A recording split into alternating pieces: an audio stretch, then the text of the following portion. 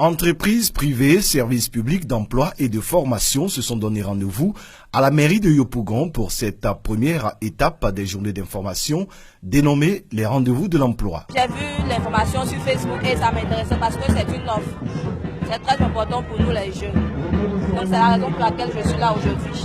Cette tribune, initiée par le cabinet PKD en collaboration avec le ministère de l'Emploi et de la Protection sociale, vise à présenter essentiellement les offres et opportunités d'emploi ainsi que l'information adaptée aux exigences du marché du travail. Le ministère est totalement une politique 2016-2020 de politique nationale de l'emploi et j'ai voulu, je dirais en tant qu'acteur privé, apporter ma pierre à l'édifice pour organiser le premier concept de rendez-vous de l'emploi qui est un rendez-vous de proximité dans les mairies sur tout l'étendue de la Côte d'Ivoire avec la gestion de l'emploi. La question de l'emploi, c'est une question transversale qui concerne avant tout le secteur privé. Le gouvernement, lui, doit mettre en place toutes les conditions favorables à ce qu'on puisse créer des emplois de qualité pour toutes les personnes en âge de travailler en Côte d'Ivoire. Les rendez-vous de l'emploi mettent en relation diplômés en quête d'emploi, salariés, entreprises et professionnels de l'emploi et de la formation.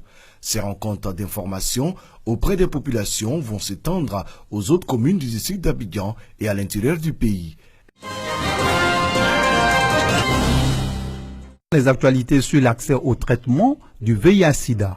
La question est au centre de la réunion entre ces différents acteurs venus de la Gambie, de la Guinée, du Sénégal et de 7 autres pays d'Afrique subsaharienne. Pour ces experts, partenaires techniques et autres financiers, il s'agit d'être mieux outillés pour des meilleurs plaidoyers en faveur de la lutte contre le sida en Afrique.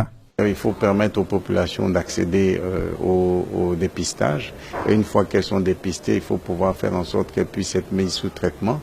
Et ce qu'on vise, c'est arriver en 2030 vers une possibilité pour les gens d'avoir une charge virale indétectable. L'accès au traitement demeure un vrai problème en Afrique de l'Ouest, notamment pour ce qui a trait aux pénuries de médicaments. Beaucoup de gens encore aujourd'hui ne connaissent pas leur statut, donc nous accentuons donc nos actions justement sur la prévention. 5 jours de partage et de réflexion sur les données collectées sur des personnes vivant avec le sida, les travailleuses du sexe, les femmes enceintes vivant avec le VIH, les usagers de drogues injectables et également sur les ruptures de stock. La réunion d'Abidjan est un véritable coup de pouce pour l'atteinte de l'objectif fixé pour 2030. Nous sommes au cœur des 3,90, les objectifs d'accélération de la réponse au VIH, les objectifs d'accélération du traitement. Et ITPC et la société civile ont un rôle clé, déterminant, à jouer pour l'atteinte de cet objectif. Rappelons que la réunion d'Abidjan est la 3e du genre pilotée par ITPC Global. Ces résultats vont permettre à l'ensemble des 11 pays concernés d'actualiser leur politique sur l'accès au traitement des groupes cibles.